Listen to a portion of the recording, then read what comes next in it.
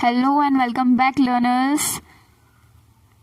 This is Neha Devnani here, and today I am back with a new topic: irregular and illegal allotment of shares, from your first chapter of your SP session named Issue of Shares. So students, there are total 5 subtopics in this topic. Therefore, we are beginning with the first topic named Meaning of Irregular allotment of shares, and then we will discuss the circumstances of irregular share allotment. So students, stay focused. In the next few minutes we are going to understand the meaning of irregular share allotment. Meaning: irregular allotment of shares is when shares are allotted without fulfilling statutory provisions and restrictions. Irregular share allotment तब कहा जाता है जब company ने main important provisions, rules and regulations को follow नहीं किया है, ऐसे ही अलॉटमेंट कर दिया है, तब इसे इरेगुलर अलॉटमेंट ऑफ शेयर्स कहा जाता है. Then next topic is circumstances of irregular share allotment. किन किन सर्कमस्टेंसेस में हम कह सकते हैं कि ये शेयर अलॉटमेंट इरेगुलर है. This is not the regular, this is not the correct share allotment. So let's understand this. A share allotment is known as irregular allotment under the following circumstances. Students, there are total 8 circumstances of irregular allotment of shares. The twist is that today we are going to start from the ending. So the 8th point is information given in prospectus is misleading or incorrect. Company ने जो भी prospectus issue किया है वो misleading है, incorrect है, उसमें दी गई जानकारी सही नहीं है. 7th point, which is the 7th circumstance, your second last circumstance, shares are allotted without observing guidelines issued by SEBI and provisions of Companies Act. Company ने शेयर्स अलॉट तो कर दिए हैं, पर सेबी की दी गई गाइडलाइंस और कंपनीज एक्ट के हिसाब से कोई भी रूल उसने फॉलो नहीं किया है, ऐसे ही शेयर्स को अलॉट कर दिया है, तब इस अलॉटमेंट को इरेगुलर शेयर अलॉटमेंट कहा जा सकता है. 6th circumstance, agreement is not made with depository. Depository के साथ कोई भी एग्रीमेंट, कोई भी डीलिंग नहीं किए है, ऐसे ही कंपनी ने अपने शेयर्स को अलॉट कर दिया है अपने हिसाब से.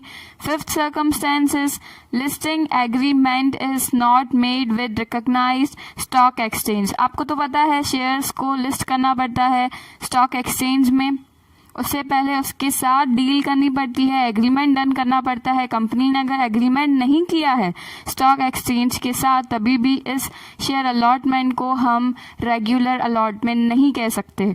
4th circumstance, escrow bank account is not open with a scheduled bank. ये तो सबसे ज़्यादा इम्पॉर्टेंट पॉइंट है. कंपनी जब शेयर्स को अलॉट करती है, इशू करती है, तब उस टाइम पे हमको एस्क्रो बैंक अकाउंट ओपन करवाना होता है बैंक को, जिसमें असबा मेथड के थ्रू अकाउंट में पैसे फ्रीज हो जाते हैं, ब्लॉक हो जाते हैं. तो एस्क्रो बैंक अकाउंट अगर कंपनी ने नहीं खुलवाया है किसी भी शेड्यूल बैंक के साथ, तब उस शेयर अलॉटमेंट को हम रेगुलर नहीं कह सकते, उसे हम इरेगुलर शेयर अलॉटमेंट कहेंगे.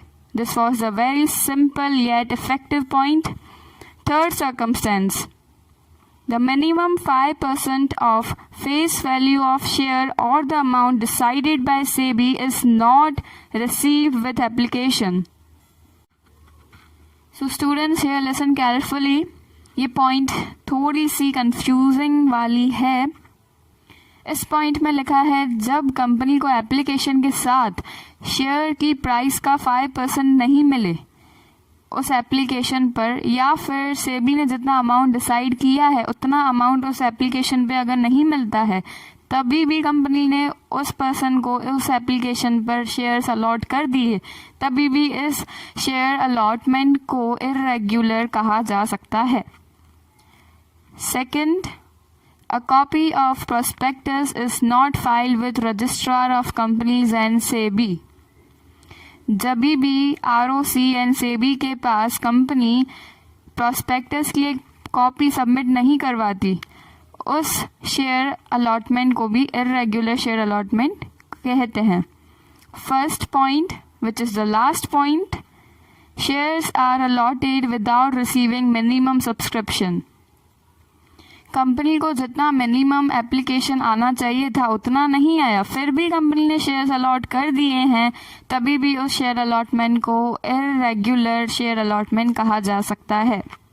So these were the 8 circumstances of share allotment. Today we learned the meaning and also discussed the circumstances of irregular share allotment. In the upcoming video, we will discuss about the effects of irregular share allotment and then illegal share allotment and then the difference between both illegal and irregular allotment of shares. Students, if you are watching my videos and learning something new, then please don't forget to subscribe my channel. Thank you so much for your wonderful support. Take care. Bye-bye.